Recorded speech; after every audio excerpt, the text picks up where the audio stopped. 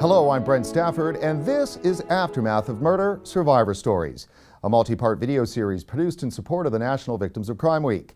This series features exclusive interviews with ordinary people who have experienced an extraordinary event, the devastating loss of a loved one through murder. Aftermath of Murder goes behind the headlines as survivors share their stories about the loss, grief, trauma, and the hope for healing in the aftermath of murder. Joining us today is Ernie Crey. In 2000, his 43-year-old sister Dawn disappeared from the downtown east side of Vancouver, and then her DNA was discovered on the farm of serial killer Robert Pickton. Her body was never found. Ernie, thank you for joining us. There's no denying the grim reality behind how Robert Pickton killed these women.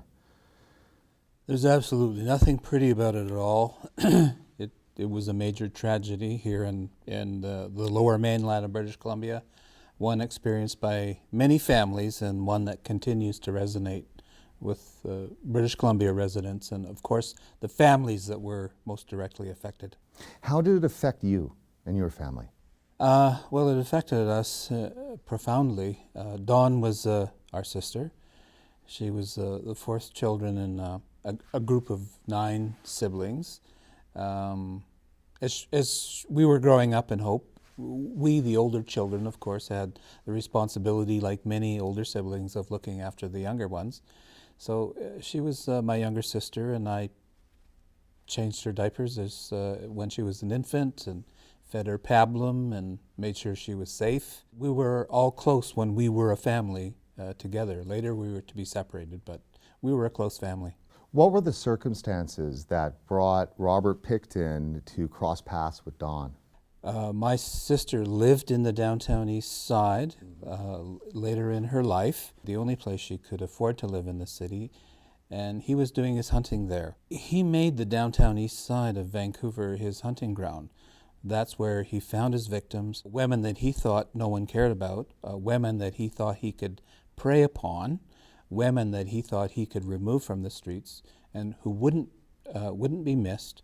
He did that directly himself, or he did that with the help of Confederates. So describe what was happening when they got to the farm. Well, based on the trial, the pre-trial, the trial itself, the evidence that came forward, and the things that people can read in the newspapers, what happened on the pig farm wasn't pretty at all. These women were ruthlessly and brutally killed by this man. There are stories of women being hung up and slaughtered. There are stories about the remains being reduced and put through a wood chipper, and what remained of them, those remains disposed of in the downtown east side of Vancouver. And on the farm. And on the farm. And indeed, women's remains, some of his victims' remains, were actually found on the property, body parts. And what about your sister?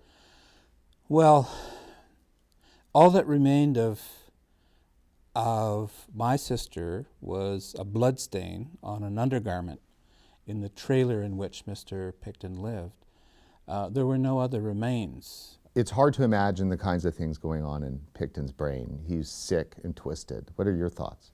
Well, whatever his problem was, whatever formed his character was, and I'm not sure what all those influences would have been that made him the man he was, but surely it included living under the thumb of a very powerful female figure.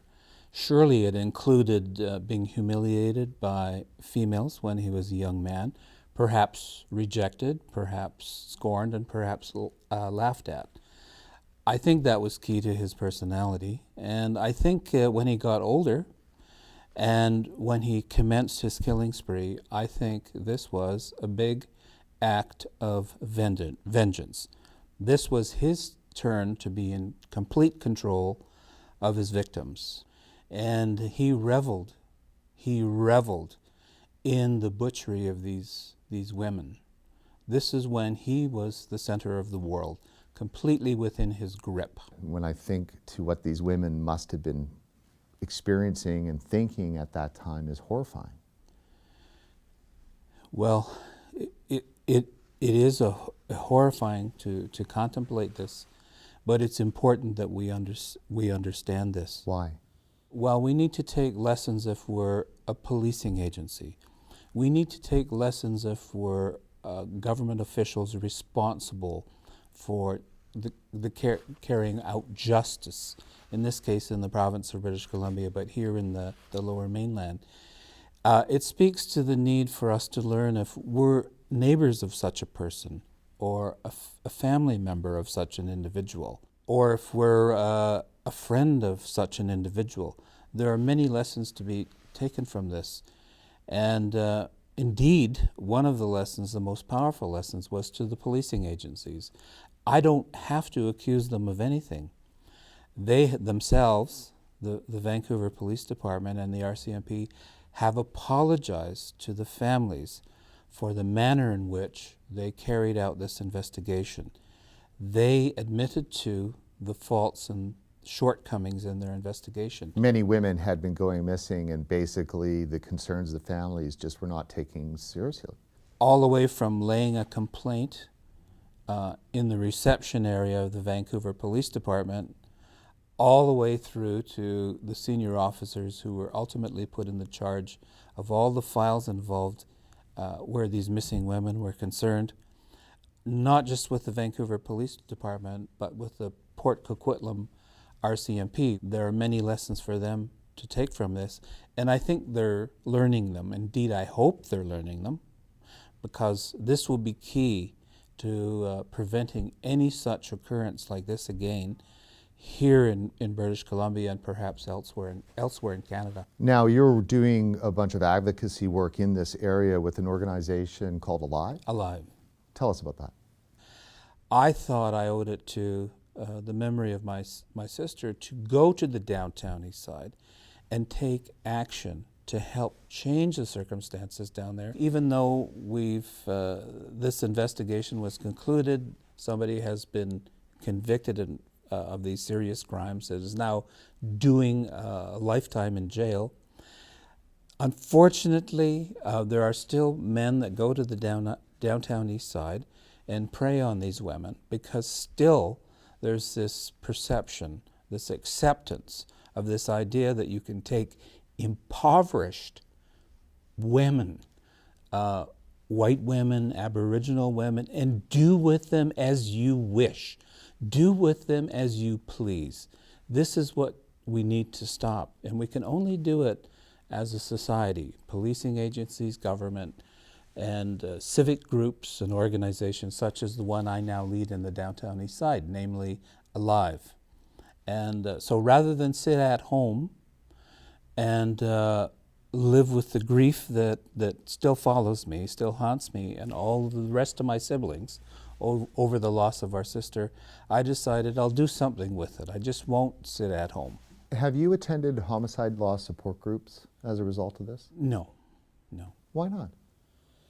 Well, it might be something for me to consider. It certainly should be for others, but and I'm not above all the grief and the sense of loss that goes along with a crime like this. I haven't made peace with any of this, but I understand what has happened here. I understand how it's affecting me. Do you take any solace from your background, your Aboriginal background?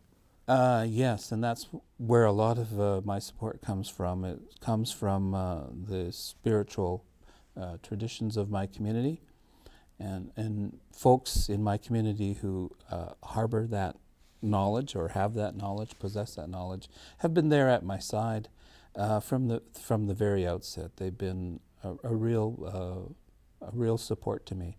I don't sit alone, and I wouldn't recommend anyone that's had an experience like this ever to sit alone. They need to be with other people. They need to share their experiences, whether it's with friends or relatives, support groups in the community, or specific groups who deal with this kind of an experience, which is extraordinary, exceptionally hard to deal with, and I think we give it too little attention in this society, in my opinion. If you or someone you know has experienced a loss through homicide, go to the BC Victims of Homicide website at bcvoh.com to find available resources and information on upcoming support groups. If you're interested in volunteering or to make a donation, visit the BC Bereavement Helpline website. This has been Aftermath of Murder Survivor Stories.